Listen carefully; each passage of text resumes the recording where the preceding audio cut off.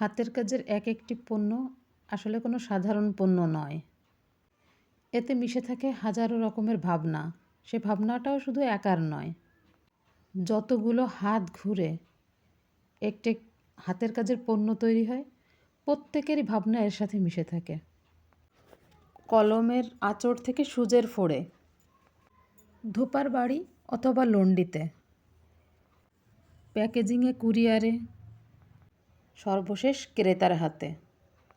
প্রতিটা ক্ষেত্রেই হাতের কাজের পণ্য আমাদের ভিন্ন রকমের বার্তা দেয়। জসীমউদ্দিনের নকশি কাঁথার মাঠ শব্দটা শোনার সাথে সাথে আমাদের মনের ভিতরে দোলা দেয় গ্রামীণ জীবনের হাজারো ভাবনা।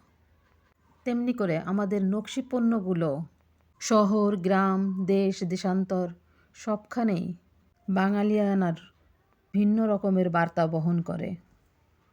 মনে করিয়ে দেয় আমরা নকশি কাঁথার দেশের মানুষ।